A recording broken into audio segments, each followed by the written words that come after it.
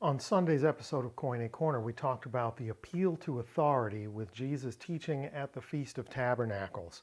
How does someone who doesn't have a proper education teach like that, was the question that came from, quote, the Jews, a catch-all term for the important and influential leadership class made up of priests and scribes and council members, etc., at the temple in Jerusalem. Today we're in the same setting, we're at the Feast of Tabernacles, but we're looking at a different objection, and it's going to provide us with our word of the week. So let's start out in John chapter 7, verses 25 and 26 from the ESV to get some context. Some of the people of Jerusalem therefore said, "Is not this the man whom they seek to kill? And here he is speaking openly, and they say nothing to him. Can it be that the authorities really know that this is the Christ?" Magnificent question, right? So now it's the people who are asking the question, not the leadership class, but the rank and file, everyday people in Jerusalem wondering to themselves, do the leaders know that this man is the Christ? Because we hear tell that they want to kill him, but here he is teaching openly and they're not doing anything about it. This brings us to verse 27. But we know where this man comes from, and when the Christ appears, no one will know where he comes from. So let's take a look at that in Koine. Alla tuton oidemen pothen estin.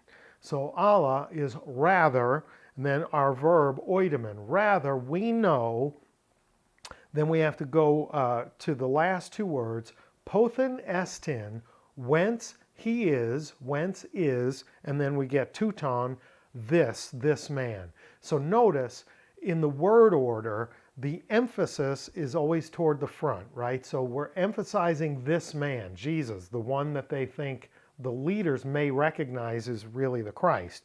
We know this man, pothen estin, whence he is. We know where this man comes from. That's their issue. Rather, we know whence this man is. They know his origins. So let's look at the second half of the verse. Hode Christos, hotan, erketai, udes, genoske, pothen estin. So notice our pothen estin appears again at the end of the verse. But let's go back to the beginning. Hode Christos, but the Christ, hotan, when, erketai, he comes. But when the Christ comes, udes, no one, genoske, shall know, future tense, pothen estin, whence he is. So here's the thing. We know where this man comes from, but when the Christ comes, no one shall know where he comes from, is their issue. That's the problem. Their objection here is, if they think that that guy is the Christ, how can he be the Christ if we know where he comes from?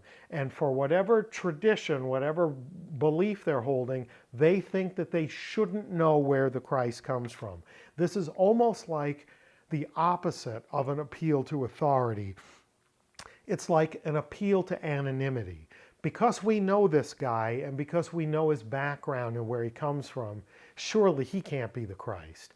The Christ should be someone that we don't have any knowledge of, no background. He should appear mysteriously, you know, like being, I don't know, born to a virgin in a manger with angels attending the birth, stuff like that. Let's take a look at our word of the week, which is pothen. Pothen is an interrogative and it means whence. I'm going to give you an English grammar tip. If you want to use the word whence in a sentence, don't say from whence, because from is built into the concept of whence. Whence means from where or from whom or from what source. So if you say from whence, you're being redundant.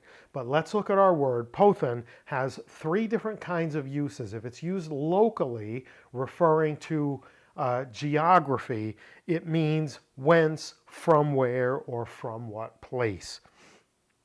If it's used to speak of origins, it means from what source, or if we're talking about people, from whom. And if it's being used to speak of causes, it's simply why or in what way? So what was their objection? Their objection is they know the answer to the question, whence? We know where he comes from. They believe that they shouldn't know where he comes from if he's really the Messiah. So how does John have Jesus counter this concern and this objection? Look at verses 28 and 29.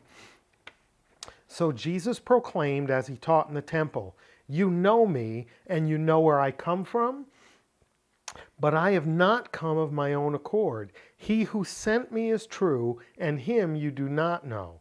I know him, for I come from him, and he sent me." So Jesus' answer to the question, whence, is, I come from the one who sent me. The one who sent me I know, but you don't know. In other words, you think you know the answer to the question, whence, being Nazareth or Bethlehem or the house of David ultimately, right? But in actuality, the real whence is much more significant than you know. And therefore, in a real sense, you don't know whence, so your concern about knowing where I come from doesn't mean that I'm not the Messiah, because you misunderstand where I come from. Powerful, magnificent stuff. Pothen, whence, from where, from whom, in what way, is our word of the week. Pretty interesting stuff. The Feast of Tabernacles, 2 of 3 objections have now been addressed, and the way that Jesus addresses both objections is to say, you're concerned about my authority to teach. I am sent by one with the ultimate authority. You're concerned about where I came from. I came from one you do not know, but I do, because I came from him. Great stuff. Pothen, whence, word of the week. Hope it was good for you. If it was, like, share, subscribe, tell a friend, and until next time, Charis Kai Reine Humin, grace and peace to you.